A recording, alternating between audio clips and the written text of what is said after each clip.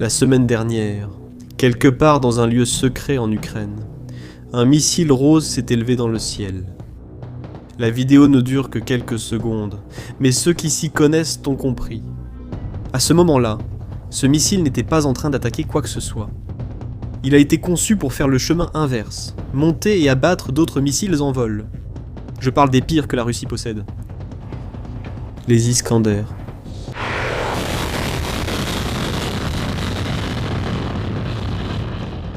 Et les Kinzhals, qui tombent sur les villes ukrainiennes presque chaque semaine. Et c'est là que cette histoire devient étrange. Pourquoi ? Abattre un missile avec un autre est l'un des plus grands défis de l'ingénierie, comparable à toucher une balle avec une autre. Peu de pays maîtrisent cette capacité. Les États-Unis, Israël, la Russie, la Chine. Et chacun a mis des décennies et dépensé des fortunes pour y parvenir. C'est un club fermé qui n'accepte pas de nouveaux membres. Comme vous le savez déjà, l'Ukraine est en guerre. L'argent manque et les usines sont bombardées. Et même dans cette situation compliquée, elle a décidé de frapper à la porte de ce club. Maintenant, toute seule. Pourquoi ? Parce qu'aujourd'hui, quand le Kinzhal russe s'abat sur Kiev, il n'y a qu'une seule chose au monde capable de l'arrêter avant qu'il ne touche un immeuble.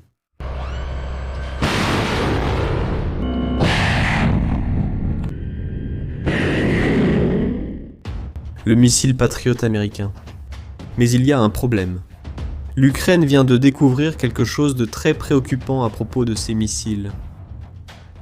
Pour comprendre ce qu'elle a découvert, il faut remonter quelques mois en arrière, à une guerre qui, à première vue, n'a rien à voir avec l'Ukraine. La guerre des États-Unis contre l'Iran. Pendant des semaines, l'Iran a lancé des missiles et des drones sur des bases américaines et des pays alliés dans le Golfe. Et les États-Unis ont répondu de la seule manière possible, en tirant des missiles patriotes, beaucoup de missiles patriotes.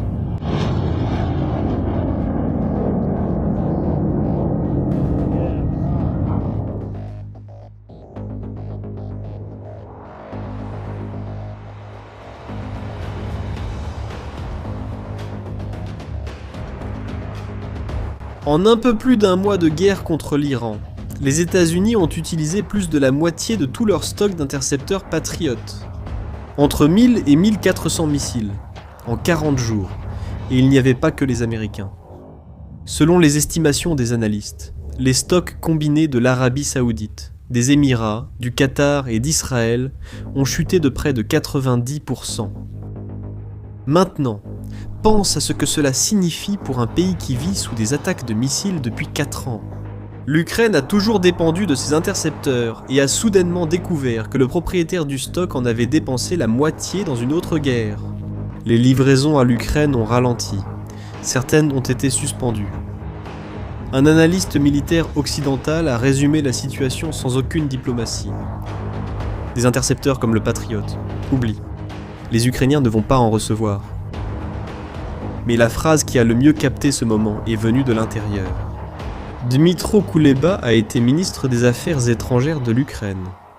Il a passé des années à frapper à toutes les portes, à implorer qu'on lui livre des Patriots. Et maintenant, il dit ceci. Pouvons-nous compter sur les Patriots ? Je pense que nous ne pouvons plus. C'est ça, le constat. Le parapluie américain existe, mais il y a une file d'attente. Et l'Ukraine a compris qu'elle est à la fin de cette file d'attente, derrière les bases américaines au Moyen-Orient, derrière Israël, derrière Taïwan. Et si tu veux comprendre ce qu'un pays fait quand il découvre qu'il est seul, reste avec moi jusqu'à la fin. Et abonne-toi déjà à la chaîne, parce que cette histoire est loin d'être terminée. Maintenant, tu dois te dire, d'accord, le stock a diminué, mais il suffit d'en fabriquer plus, non ? C'est exactement ce que l'Ukraine espérait. Et c'est là que la deuxième mauvaise nouvelle est arrivée. Rien que cette année, l'armée américaine n'a reçu que 172 nouveaux intercepteurs patriotes. 172. Pour en remplacer plus de 1000. Selon les projections, le stock américain ne reviendra à son niveau d'avant la guerre avec l'Iran qu'en 2029.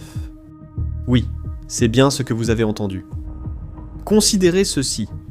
La production occidentale de missiles intercepteurs tourne autour de 60 à 65 par mois. Vous voyez le problème ? Le président Zelensky a bien résumé la situation en une phrase. Face aux défis actuels, cela ne représente rien. Pendant ce temps, de l'autre côté de la frontière, l'horloge tourne dans le sens inverse. Selon le renseignement militaire ukrainien, la Russie produit environ 700 missiles Iskander par an, ainsi que des dizaines de Kinzhal. En additionnant tout cela, cela fait entre 800 et 1000 missiles balistiques par an. Et savez-vous quelle était la capacité de toute l'Europe à intercepter ces missiles ? Environ 300 par an. Pour chaque missile que l'Occident parvient à abattre, la Russie en fabrique 3. Les services de renseignement ukrainiens estiment que la Russie peut tirer jusqu'à 100 missiles balistiques par mois contre l'Ukraine, sans même diminuer son propre stock. Ils reconstituent ce qu'ils utilisent. Mais l'Occident, non. Et il y a aussi l'aggravation du prix. Chaque tir de Patriot coûte presque 4 millions de dollars. Mais le problème central ici n'est même pas l'argent. C'est qu'il n'existe pas de chaîne de production capable de suivre. Zelensky a encore tenté une dernière carte. Il a officiellement demandé aux États-Unis une licence pour produire des intercepteurs Patriot directement en Ukraine. Il a envoyé une lettre à la Maison-Blanche et une autre au Congrès. Et jusqu'à présent, il n'a reçu que du silence. Acheter, ce n'est pas possible. Fabriquer sous licence, ils ne le permettent pas. Il ne restait qu'un seul chemin, le plus difficile de tous. Le faire à partir de zéro. C'est là que l'entreprise la plus improbable de cette histoire intervient. Et la réponse au mystère du missile rose. Firepoint est née en 2023. Ce n'est pas une entreprise d'État. Elle ne vient pas de l'ancienne industrie soviétique. Elle a commencé avec 18 employés. Et aujourd'hui, elle compte plus de 2200 personnes. Et elle est dirigée par une femme, Irina Terech, qui a fui un village occupé par les Russes dans les premiers jours de l'invasion. Sa voiture, dit-on, porte encore la marque d'une balle russe. Et la couleur rose. Eh bien, c'est devenu la signature de la maison. L'origine a 2 versions, et les 2 sont bonnes.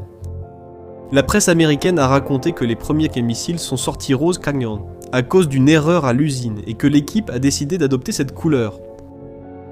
Terek raconte une autre version. C'était une blague interne sur des femmes dirigeant une industrie dominée par les hommes. Elle a dit « Quel est le pire qui puisse arriver si une femme dirige une entreprise de défense ?» Rien de terrible. Mais les missiles pourraient devenir roses. Qu'il s'agisse d'une erreur de production ou d'une blague, le fait est que le missile rose le plus célèbre de l'entreprise a même reçu un nom d'oiseau, Flamingo. Et le flamant rose n'est pas une décoration.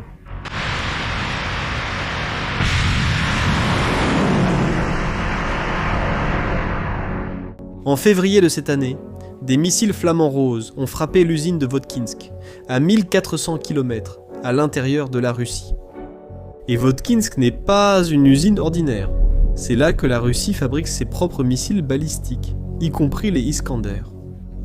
Autrement dit, l'entreprise du missile rose a déjà prouvé, lors de véritables combats, qu'elle sait faire voler un missile loin et toucher sa cible. Et quand une entreprise âgée de 3 ans parvient à détruire une usine de missiles en Russie, les gouvernements européens prêtent attention. Tellement d'attention que le Danemark a fait quelque chose d'inédit. Il a temporairement suspendu plus de 20 lois et règlements pour accélérer la construction d'une usine Firepoint sur le sol danois, juste à côté d'une base aérienne de chasseurs F-35. C'est la première usine d'armement ukrainienne à l'intérieur de l'OTAN, un pays européen qui bouscule sa propre bureaucratie pour une entreprise ukrainienne âgée de seulement 3 ans. Une entreprise nouvelle, ambitieuse et entourée de polémiques, comme tout ce qui grandit trop vite en pleine guerre. Mais c'est cette entreprise qui a accepté la mission refusée par tous. Et ce qu'elle a construit porte une ironie cachée dans sa propre forme. L'intercepteur s'appelle FP7.X. Il mesure 7,25 m de long, corps en matériaux composites, et une vitesse allant jusqu'à 2000 mètres par seconde. plus de 5 fois la vitesse du son. Et maintenant, l'ironie. La forme de ce missile n'est pas née de rien. Elle dérive de la géométrie d'un missile soviétique. Le même design utilisé encore aujourd'hui dans les systèmes S-300 et S-400. Les systèmes de défense de la Russie elle-même. Laisse-moi répéter, parce que c'est presque poétique. Le missile qui peut protéger l'Ukraine des attaques russes a l'ADN d'un missile russe. L'Ukraine a pris l'héritage de l'ingénierie soviétique qu'elle connaît par cœur et retourne l'arme contre son créateur. Mais à l'intérieur, c'est une autre histoire. Et cette histoire est européenne. En avril, Firepoint a signé un accord avec l'allemande Diehl Defense, la même entreprise derrière le célèbre système Iris-T, pour fournir les yeux du missile. Le capteur qui repère la cible lors de la phase finale du vol. Le plus grand fabricant de missiles d'Europe, MBDA, aide au développement. Le centre de commandement vient de Kongsberg, société norvégienne. Les radars de géants comme Saab, Thales et Hensoldt. Le système complet a même reçu le nom d'une déesse nordique. Freya. Tu comprends ce que ça signifie? Ce n'est pas un missile ukrainien isolé. C'est l'Europe qui prépare discrètement un plan B pour le Patriot. Et le prix explique la précipitation. Comme je l'ai mentionné plus tôt, chaque intercepteur Patriot coûte environ 3 800 000 $. Le missile ukrainien, 700 000, plus de 5 fois moins cher. Et regardez ce détail curieux. L'armée américaine a récemment lancé une compétition demandant exactement cela à ses propres fournisseurs. Un intercepteur à moins d'1 million de $. D'ailleurs, un général américain, dans une publication parlant de ce concept, a utilisé l'image du missile ukrainien pour illustrer. Comme vous pouvez le voir, l'élève est devenu la référence. Et le plus intéressant, 3 essais ont déjà été filmés. Le premier vol a eu lieu en février, le deuxième en mars, et celui de juin. Et c'est peut-être le plus important, car c'était le premier vol entièrement guidé, avec le missile manœuvrant dans les airs. Selon le Financial Times, le missile a atteint une altitude de 25 km, un domaine auparavant réservé aux patriotes. Le cofondateur de l'entreprise a confirmé le test au journal et a déclaré que la production de masse pourrait commencer dès le mois d'août, avec 3 missiles par jour. Mais bien sûr, la route à parcourir est encore longue. La première interception réelle n'est prévue que pour la fin de 2027. Jusque-là, le Freya reste un pari. Mais faites attention à une chose, car c'est l'idée la plus importante de cette vidéo. Même s'il échoue, la décision de le construire a déjà révélé la vérité. L'époque où la protection américaine était considérée comme acquise. Quelque chose sur laquelle on comptait comme on compte sur le lever du soleil. Cette époque est terminée. L'Ukraine a seulement été le premier pays à recevoir la nouvelle, parce que c'est le seul qui découvre ces choses sous les bombardements. De nombreux pays, comme Israël par exemple, ont leur propre bouclier. L'Ukraine est en train de construire le sien, et il est rose. Maintenant, je ne sais pas si vous y avez déjà réfléchi, mais ce sujet nous amène à une question gênante. Regardez Taïwan, la Pologne, le Japon, tous ceux qui dorment encore sous le parapluie américain. Avez-vous déjà pensé que ce parapluie ne s'ouvrira peut-être plus pour eux? Mais ça, c'est un sujet pour une autre vidéo. Cette histoire n'en est qu'au premier chapitre. Et chaque test, chaque contrat et chaque revers sera traité ici. Alors abonne-toi à la chaîne pour suivre les prochains. À la prochaine vidéo.